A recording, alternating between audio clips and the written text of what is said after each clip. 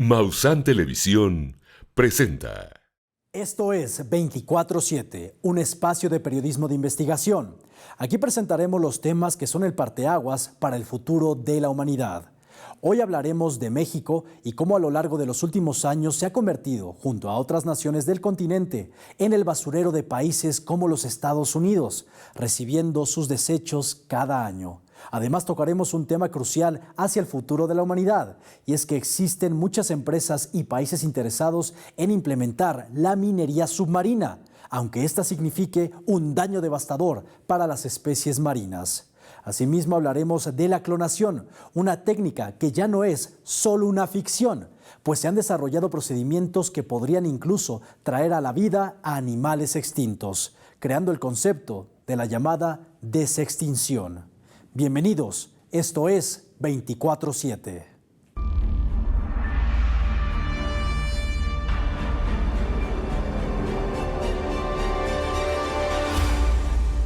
«24/7» con Sebastián Maussan. América Latina desde el año 2018 se ha convertido en el patio trasero para los desechos de Estados Unidos. El 2021 está catalogado como el año donde el país estadounidense lanzó el mayor número de desechos de basura repartidos para los países latinoamericanos, entre ellos México, El Salvador y Ecuador, solo por mencionar algunos. ¿Bajo qué condiciones se permite a los gobiernos que estos residuos entren? ¿Y qué se hace y cómo colaboramos para frenar esta situación? Aquí le presentamos la investigación de nuestra compañera Lisbeth Campos.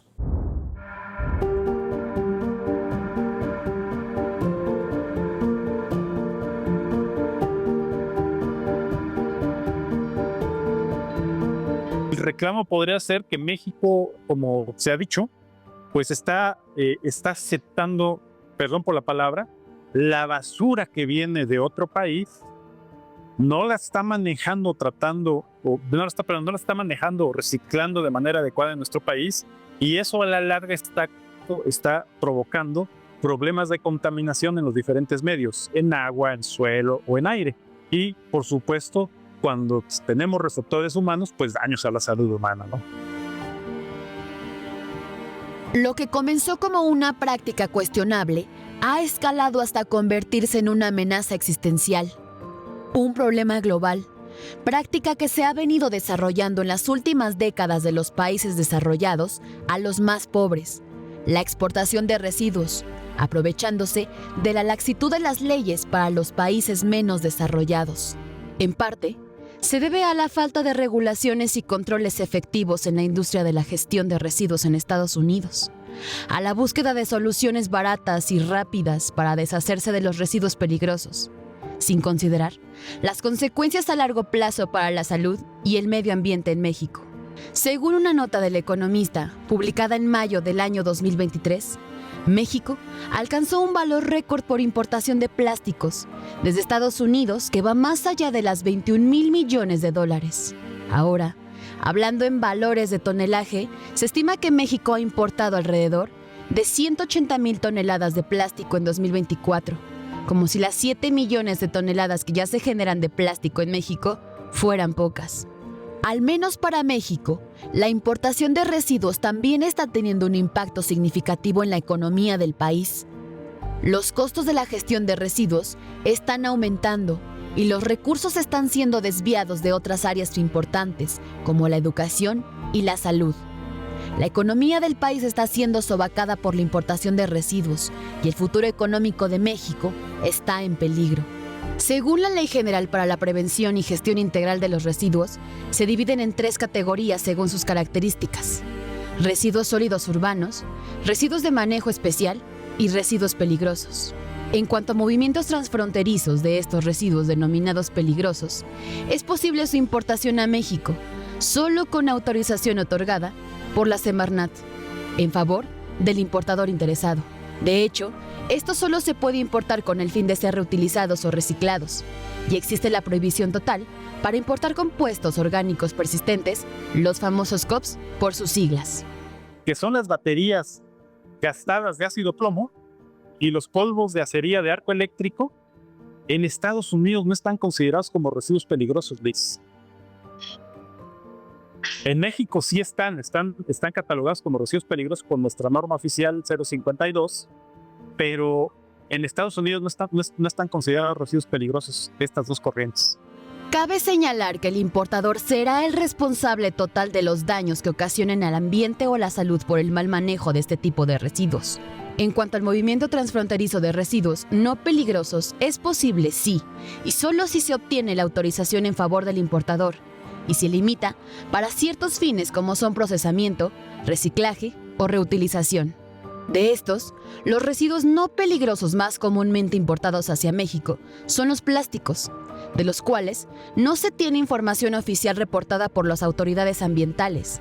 Se sabe que se importan estos residuos de países como Italia, Alemania, Austria y algunos países del sur continente americano. La gran mayoría proviene del país vecino del norte, Estados Unidos. Lo que más preocupa a los ambientalistas y expertos es la gran cantidad de residuos que se importa año con año, sin voltear a ver la generación que ya tenemos en México. Es que habla que la importación será permitida siempre y cuando ésta no desincentive el mercado de reciclaje del residuo que está siendo importado, pero que también se genera en nuestro país.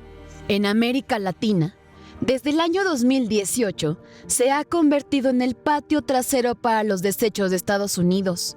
Inclusive, el año 2021 está catalogado como el año donde el país estadounidense lanzó mayor número de desechos de basura repartidos para países latinoamericanos, entre ellos México, El Salvador, Ecuador, Guatemala, Honduras, solo por mencionar algunos. México y Ecuador se encuentran en el top de los 2 países con mayor importación de desechos plásticos. De acuerdo al informe realizado por Last Beach Cleanup, California se convierte en uno de los estados con mayor exportación de desechos. En América Latina, El Salvador se ubica detrás de México, al ser el receptor de unas 13.350 toneladas de desperdicios plásticos, seguido por Ecuador, hacia donde se enviaron cerca de 6.660 toneladas el año pasado, y Honduras, con 6.170 en total. Latinoamérica y el Caribe es la región de destino de más de 122.000 toneladas de basura plástica proveniente de Estados Unidos. Los riesgos que se tienen de manejar de manera inadecuada un residuo peligroso en exportación, por supuesto que están los que tienen que ver con los riesgos de contaminación de suelo, que son los principales. Porque como yo te mencionaba, muchos de estos residuos son sólidos. Casi no hay residuos, de hecho no hay en estadística residuos líquidos que se hayan importado. Y de esos residuos sólidos, la mayor parte son polvos o lodos que si no se manejan de manera adecuada, pues pueden contaminar el suelo. En un país como México, donde la mayoría de las reglas y acuerdos son laxas, probablemente el país estadounidense tiene una oportunidad para exportar miles de desechos que tan solo en México parecen ya no tener espacio, contribuyendo así a una extensa contaminación ambiental para las tierras mexicanas. La mayoría de los materiales que no se reciclan pueden terminar en vertederos o incinerados. Un claro ejemplo de la gran negligencia ante el problema es el ya conocido caso de la ciudad de Monterrey, donde el diario The Guardian, en colaboración con la organización Quinto Elemento Lab y el diario mexicano Reforma, citaron un análisis toxicológico realizado en 2024 por la Universidad Nacional Autónoma de México, principal ateneo público del país, que reveló alta dosis de plomo y arsénico en casas y escuelas de una planta de zinc nacional. Y el mayor vertedero tóxico se encuentra en Monterrey, Nuevo León, específicamente en el municipio de San Nicolás de los Garza, pues la planta zinc nacional es el mayor foco de contaminación para esta comunidad, que está sufriendo una muerte silenciosa. Y sí, las políticas ambientales en México son una burla, dejando que empresas como Zinc Nacional, causando que el 44% de los casos de cáncer de pulmón sean directamente relacionados con la mala calidad del aire. Esto, pese a las denuncias de los ciudadanos. Crece tanto zinc que llega un momento en que son los amos de la contaminación.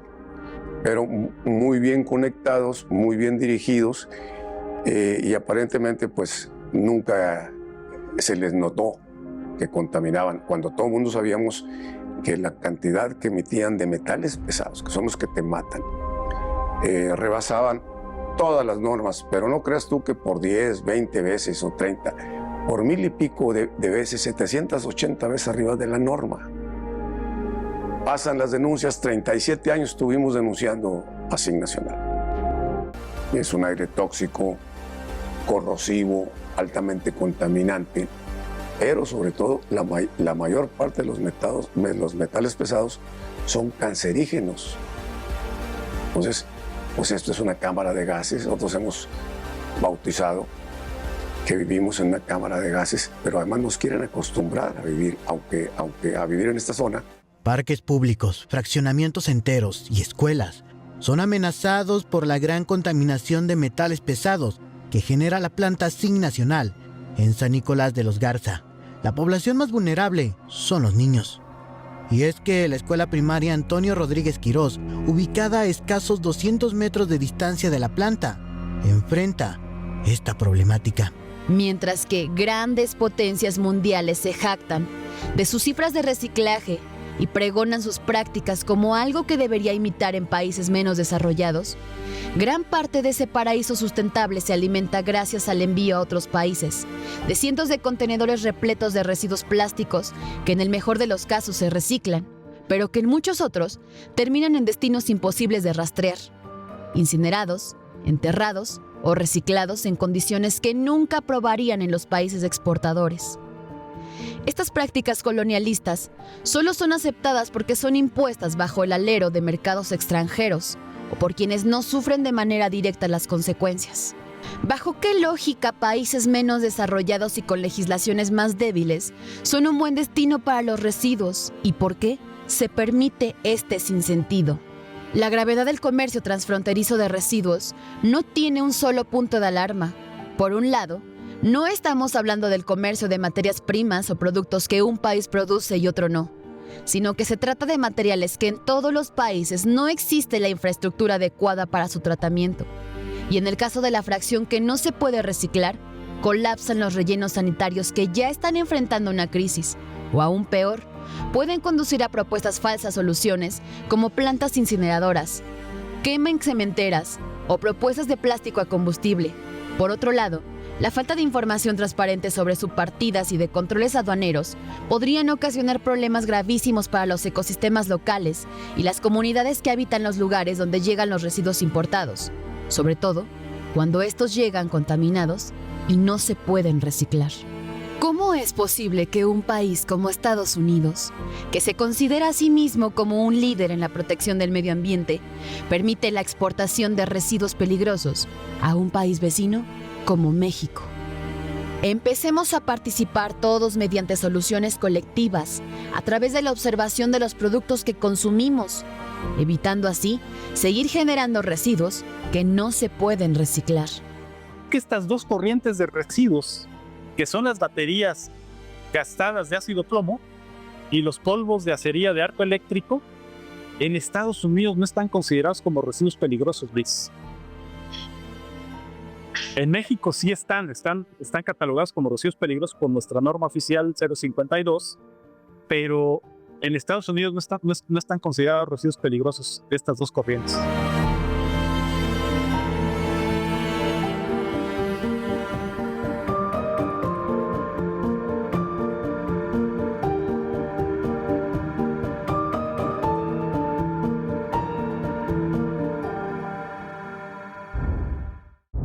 Un nuevo frente de explotación industrial amenaza la tranquilidad y biodiversidad de las profundidades del pulmón más grande del planeta.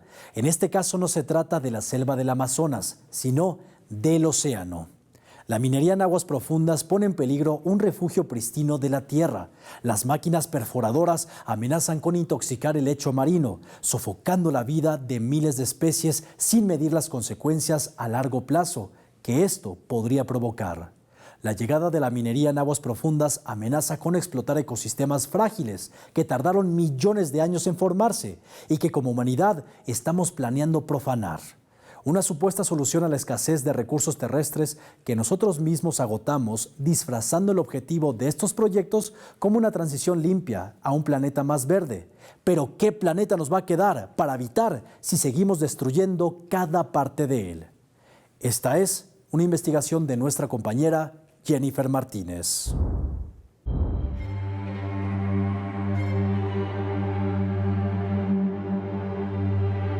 Las profundidades del océano están en un grave peligro de ser profanadas por la ambición humana. El fondo marino ha sido durante siglos un mundo inexplorado y el refugio de la biodiversidad. Ahora es amenazado por la minería en aguas profundas. La búsqueda incesante de recursos ha colocado en un punto rojo a la vida marina. La minería en las profundidades del hogar de miles de especies conocidas, que podrían ser millones, al considerar el sinfín de aquellas que aún no se han descubierto. Y desde antes de siquiera saber su existencia, la humanidad está atentando contra ellas. La minería en aguas profundas es impulsada por la demanda de materiales como el cobalto o el níquel. Se ha presentado como la esperanza de la escasez de los recursos terrestres, al costo de acabar con la vida en el interior del océano, una de las tantas industrias que explotan los recursos naturales del planeta. Sin importar las consecuencias, es la minería. Empresas como The Metals Company, Lock Marine Minerals o Global Sea Mineral Resources han mantenido el dedo en el renglón de la exploración, o mejor dicho, de la explotación marina, para sustraer elementos valiosos que han tomado millones de años para formarse. La industria minera está tratando de explorar nuevos territorios y uno de ellos pues es el fondo marino. Esto es sumamente preocupante. Esta industria pretende extraer nódulos polimetálicos, cobalto, cobre, manganeso, con la intención de comercializar estos metales y minerales a compañías de telefonía o automotriz, de autos eléctricos. Pero antes de encontrar culpables, vayamos al principio. ¿Por qué hay tanto interés en minar el océano? Los nódulos polimetálicos a los que hizo referencia Aleira Lara se encuentran a más de 6.000 metros de profundidad oceánica. Estos nódulos de entre 1 a 20 centímetros son también conocidos como el tesoro profundo, debido a su gran valor económico por la cantidad de minerales que guardan en su interior y el enorme potencial de uso que tienen. Pueden ser utilizados en baterías que incluyen las de los autos eléctricos. Son un gran conductor eléctrico e importantes para la industria aeroespacial. La formación de estos nódulos puede tardar millones de años a partir de fragmentos de dientes de tiburón, espinas de pescados y demás elementos de biodiversidad marina que llegaron a las profundidades y crecieron lentamente ante minerales disueltos en el agua del mar. En palabras de The Metals Company, una empresa canadiense de exploración minera en aguas profundas, los nódulos polimetálicos son la vía más limpia hacia los vehículos eléctricos. Pero lo que esas palabras no dicen es que para conseguirlos, el lecho marino tendría que ser aspirado a través de una especie de tractor que desciende al fondo del océano hasta llegar al suelo marino. Al alcanzar ese punto, se succiona un aproximado de 10 centímetros de tierra. Esta succión no es selectiva ni mucho menos cuidadosa. Al realizar el proceso, la maquinaria remueve sedimentos, rocas y, lo más grave, animales aplastados en el proceso. Entre toda esa vida removida a la fuerza, suben los tan anhelados nódulos a una embarcación victoriosa que existe a costa del grave impacto ambiental. La gente viene y reconoce que este recurso podría realmente cambiar nuestras necesidades, ya sean vehículos eléctricos o sistemas de almacenamiento de energía renovable. Pero según la experta Aleira Lara, esta actividad podría causar daños irreparables para la estabilidad de la vida marina. Introducen maquinaria sumamente pesada con iluminación, disrumpen, ¿no?, la dinámica, el ecosistema en donde se instalan y empiezan a excavar, a extraer los nódulos polimetálicos, los mueven a través de un ducto por kilómetros hacia el barco en donde los piensan trasladar, y también hay una gran movilidad de sedimento. Ese sedimento puede empezar a asfixiar la vida marina. el excavar pues está afectando también, el remover el suelo marino va a impactar en organismos sumamente frágiles que tardan mucho tiempo en crecer y que podría ser irreparable, ¿no?, la pérdida de estos organismos. ¿De dónde surge la insistencia de minar el océano? Según el director general de Global Sea Mineral Resources, Chris Van Nigen, estiman que ahí abajo hay más níquel, cobalto y manganeso que en el resto del planeta. si consideramos que el valor económico de estos nódulos va desde los 8 hasta los 16 billones de dólares, es clara la gran necesidad de la industria por ir a cazar este tesoro. Pero, ¿es mayor que el costo que pagaría la vida marina? El equivalente de estos billones de dólares sería la destrucción de los hábitats en aguas profundas, al afectar todos los niveles del océano. El costo ambiental es enorme. Los impactos de la minería en aguas profundas son enormes e irreversibles. No únicamente es contaminación lumínica y acústica en las profundidades marinas, sino también puede remover sedimentos y generar contaminación en un ecosistema que es realmente prístino, remoto y aún permanece muy inexplorado. El proceso de extracción de los nódulos no termina cuando la maquinaria sube a la embarcación. Los desechos que subieron a la par son regresados al agua en forma contaminante, ante la agitación del fondo, al punto de causar diversos problemas de salud en los animales a su alrededor, tales como dificultades respiratorias, auditivas, disminución en su visión, incluso problemas de alimentación y toxicidad. Los animales del océano son muy perceptivos al ruido, la vibración, luminosidad y la temperatura de su hábitat. A la maquinaria perjudicar gravemente esa normalidad, las rutas y periodos migratorios de la fauna marina podrían cambiar junto con sus periodos reproductivos. Esto, evidentemente, afectaría la mortalidad de las especies. Un mundo completo e inexplorado representa más del 70% de la superficie del planeta. En comparativa con el océano, en la parte terrestre somos una minoría. Si recordamos que el verdadero pulmón del planeta es el océano, la minería en aguas profundas podría desestabilizarlo y la humanidad va a terminar pagando las consecuencias. Actualmente, la Autoridad Internacional de Fondos Marinos y, en general, los encargados de velar por el bien de la vida oceánica están bajo la presión de empresas ansiosas por recibir el permiso de minar libremente el océano, bajo la apariencia de causar el menor impacto posible.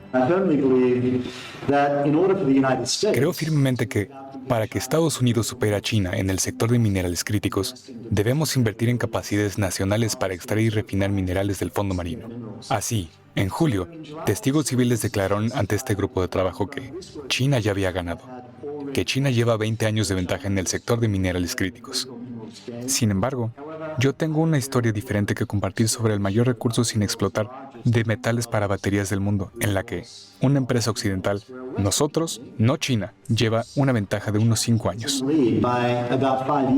Países como China, Noruega, Japón y Alemania son de los principales interesados en minar el océano. Noruega fue el primer país en aprobar estos proyectos de extracción en el mar Ártico. Solo gracias a la presión del partido de la izquierda socialista del país, junto con la insistencia de grupos ambientalistas y la comunidad científica, se detuvo.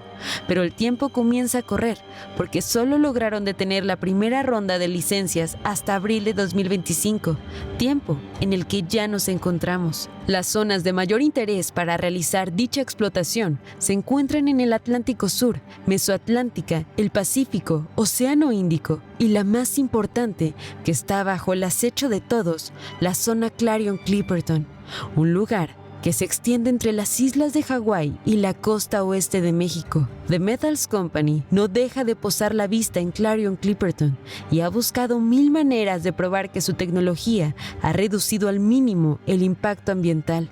Busca fugas legales a las cuales aferrarse para cumplir su ambicioso objetivo. Incluso lo intentó a través del que en ese entonces fue el secretario general de Autoridad Internacional de Fondos Marinos, Michael Lodge. Pero ahora, esa batuta fue pasada a Leticia Carvalho, una oceanógrafa y diplomática brasileña que carga consigo la responsabilidad de marcar el destino de las profundidades del mar. 79 países la respaldaron. Pero, ¿de verdad velará por el cuidado del lecho marino? La naturaleza ha pagado con creces las consecuencias de una humanidad egoísta. Estamos al borde de una crisis ecológica de enormes proporciones. Y ahora, ni siquiera la vida debajo del agua está a salvo.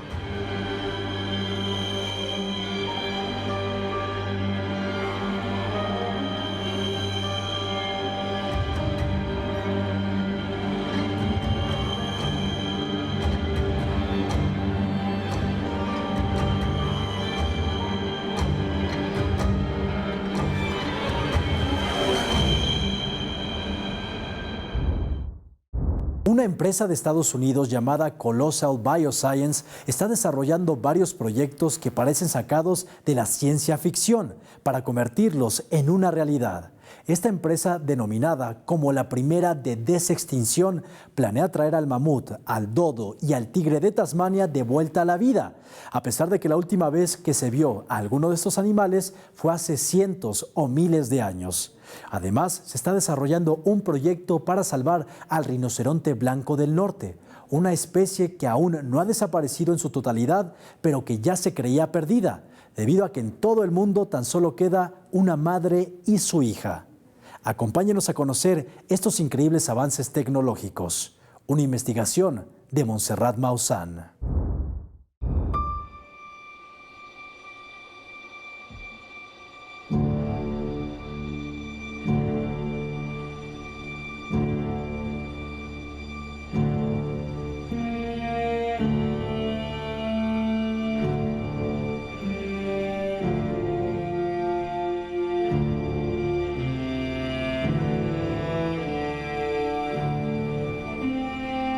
Regresar al mamut, al dodo y el tigre de Tasmania a la vida, así como salvar de la extinción a una especie de la cual tan solo quedan una madre y una hija, podría salir de la ficción y convertirse en una realidad si la empresa de biotecnología e ingeniería genética Colossal Biosciences, la primera y única en denominarse como una compañía de desextinción, logra clonar el material genético y crear versiones adaptadas al mundo actual de estas especies. Un propósito que ha sido controversial, pero que la empresa argumenta es un esfuerzo para salvar a las especies del planeta. Estamos recuperando especies porque si no hacemos nada, corremos el riesgo de perder hasta el 50% de la biodiversidad de aquí a 2050. Estamos transformando el medio ambiente y el planeta mucho más rápido de lo que la naturaleza tiene la capacidad de evolucionar y adaptarse. Por eso necesitamos nuevas herramientas y tecnologías. Y creemos que es mejor tener herramientas de desextinción y no necesitarlas, que necesitarlas y no tenerlas.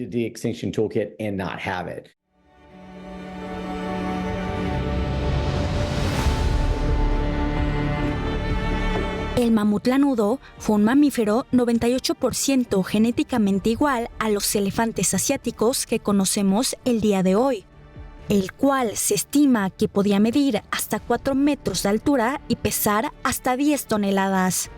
Sin embargo, los últimos ejemplares de esta especie desaparecieron hace 4.000 años, por lo que ver a uno con vida era considerado como algo imposible.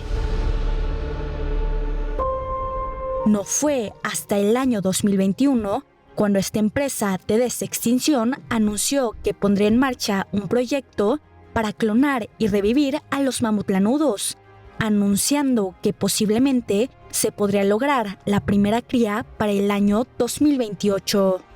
El trabajo de estos científicos dio un gran avance recientemente cuando crearon 38 ratones genéticamente modificados con características similares a las que tenía el mamut lanudo para soportar el frío, provocando que estos ratones desarrollaran un pelaje parecido al que portaban estos gigantes.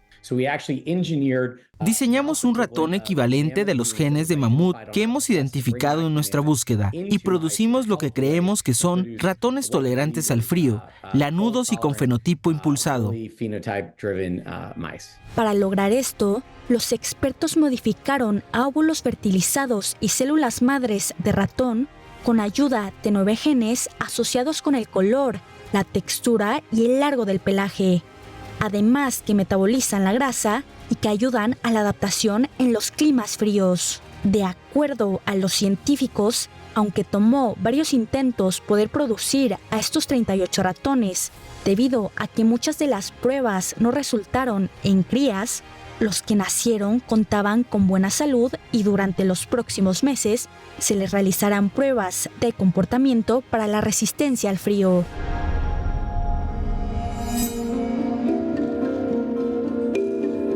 Otro de los grandes proyectos de Colossal Bioscience habla de traer de regreso a la vida al pájaro dodo, un ave que habitaba en la isla Mauricio del Océano Índico y que no poseía la capacidad de volar, pero que en el siglo XVII se extinguieron a causa de que los humanos introdujeron especies invasoras como ratas, cabras y gatos a su ecosistema. La empresa afirma que traer al dodo es posible si se desarrolla la tecnología adecuada para hacerlo.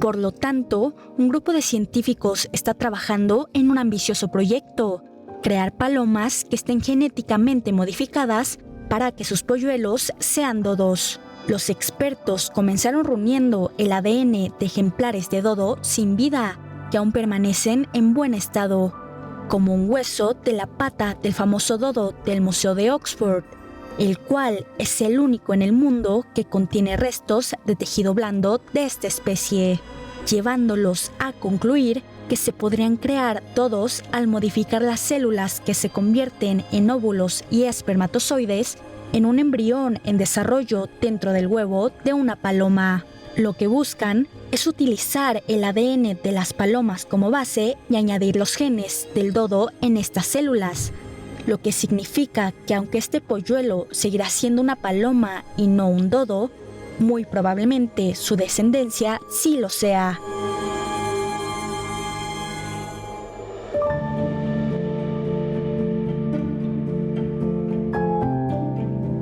De los proyectos de desextinción, el tigre de Tasmania es el que está más cerca de regresar a la vida, debido a que el año pasado los científicos fueron capaces de reconstruir el genoma de este animal casi en su totalidad. El tigre de Tasmania, también conocido como tilacino, fue un marsupial carnívoro de Australia. En el año de 1936 se declaró extinto oficialmente cuando su último ejemplar conocido, de quien tan solo queda este video restaurado a color, el cual es el único que existe de esta especie, murió en el zoológico de Tasmania. No fue hasta décadas después, en el año 2022, que la idea de regresar al tigre de Tasmania se convirtió en una posibilidad, cuando Colossal Bioscience anunció que trabajaría en un proyecto para poder clonar a este animal. 2 años después, ya estaría muy cerca de lograrlo, cuando pudieron estudiar las muestras de ARN, un ácido nucleico que participa en diversos procesos biológicos, el cual permite a los expertos conocer cómo es que el tigre de Tasmania experimentaba la vida, gracias a un ejemplar que se encuentra en el Museo Sueco de Historia Natural y una cabeza de 108 años que estaba siendo preservada en etanol en el fondo de un armario del Museo de Melbourne. Analizamos el ARN del tilacino o tigre de Tasmania. El ARN es una molécula que transmite información de genoma al resto de la célula. Y esta es la primera vez que alguien ha recuperado ARN de una especie extinta. El ARN usualmente desaparece rápidamente cuando el animal muere, pero gracias a la buena preservación de estos ejemplares, aún contenía este ácido nucleico, permitiendo a los expertos conocer más acerca de la biología de esta especie, así como avanzar enormemente en el proyecto para traer de vuelta al tigre de Tasmania. Otro de los proyectos que esta empresa está desarrollando es para salvar a una especie que aún no se ha extinguido, pero podría hacerlo pronto sin su ayuda. Nos referimos al rinoceronte blanco del norte. Nanjing, de 35 años de edad, y Fatu, de 24 años, quienes son madre e hija, son las últimas 2 rinocerontes blancos del norte que quedan en el mundo. Por un tiempo se pensó que la extinción definitiva de esta especie era inminente, ya que el último macho murió en el año 2018 y ninguna de estas 2 hembras puede llevar una gestación por complicaciones en la salud. Cuando hace algunos años el consorcio BioRescue decidió unirse con Colossal Bioscience, regresó la esperanza para salvar a los rinocerontes blancos del norte.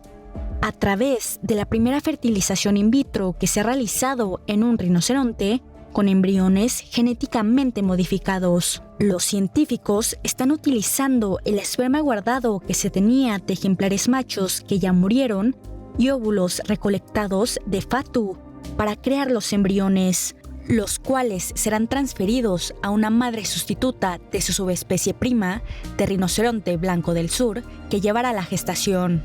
Si el proceso tiene éxito, las crías tendrán que aprender las costumbres de la especie con Anjin y Fatu. Hasta ahora ya ha ocurrido una gestación favorable en una madre sustituta. Pero desafortunadamente, cuando el feto tenía 70 días, la rinoceronte adulta perdió la vida por una infección bacteriana no relacionada con el proyecto. Sin embargo, los expertos consideran que esta gestación fue una prueba de que este método puede funcionar, lo que podría evitar la extinción de los rinocerontes blancos del norte, además de ser una esperanza para posiblemente salvar a otras especies, lo que, de acuerdo a los fundadores de esta empresa de desextinción, es el motivo principal por el que se están desarrollando estos proyectos. Sabemos que los ecosistemas con mayor biodiversidad son más robustos y resilientes, y esperamos que al restablecer estas interacciones y proteger a las especies de la extinción, protejamos y preservemos la biodiversidad que ayudará a estabilizar los ecosistemas y a detener la pérdida de especies actual. Siempre hemos considerado que la extinción es para siempre. Sin embargo, esta empresa podría demostrar lo contrario al regresar a especies a la vida, a pesar de que algunas desaparecieron hace miles de años.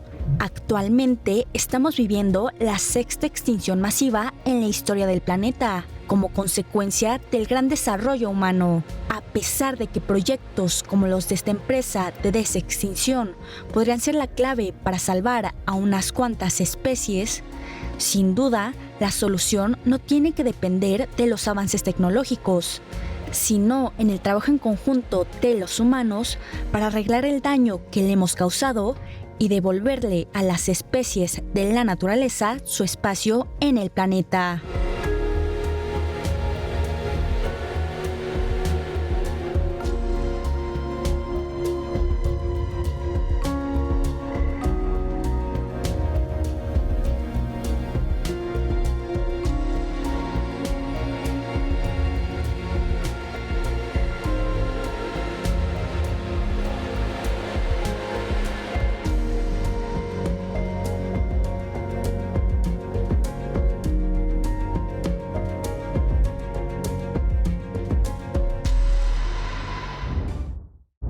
Como le presentamos en 24/7, Estados Unidos año con año manda sus residuos a diversos países, principalmente a Latinoamérica, siendo México uno de los principales receptores de sus residuos. Sin embargo, México no tiene la infraestructura para tratar esta basura, haciendo que el país tenga más problemas ambientales que los que ya padece. Por ello, México tiene que replantear sus acuerdos, dejar de recibir estos residuos, pues estos se están convirtiendo en un problema ambiental cada vez mayor, que impacta en todos los ecosistemas, incluyendo la salud del ser humano. Cuidar del medio ambiente tiene que ser una prioridad para los países. Sin embargo, existen muchos intereses económicos que son capaces de destruir todo con tal de obtener ganancias. Es así como trabaja la minería submarina, la cual ha comenzado a generar mucho interés por parte de empresas y países, ya que en el fondo marino existen muchos minerales esenciales para el desarrollo de nuevas tecnologías, pero que su extracción conlleva un impacto ambiental devastador, tanto en el corto como en el largo plazo. Los océanos son esenciales para la supervivencia de la vida en el planeta y su daño va a provocar consecuencias que hasta el momento son imposibles de calcular. Y es que a lo largo de la historia el ser humano ha dañado su entorno de forma irreversible, provocando la extinción de muchas especies. A pesar de ello, el ser humano también ha demostrado tener la capacidad de crear, de dar segundas oportunidades a todas aquellas especies a las que en su momento les fallamos. Es aquí donde se fusiona la creatividad y la tecnología. Esto a través de la clonación, una práctica que ha estado desarrollándose por muchos años y que hoy se está convirtiendo en una realidad. Pues estamos cada vez más cerca de traer a la vida a especies que ya desaparecieron, aquellas que solo conocemos a través de fotografías. Sin embargo, hoy podemos traerlas de vuelta, pues la clonación está creando el concepto de la desextinción, un hecho que sin duda está revolucionando la historia como la conocemos. Esto fue 24/7. Hasta pronto.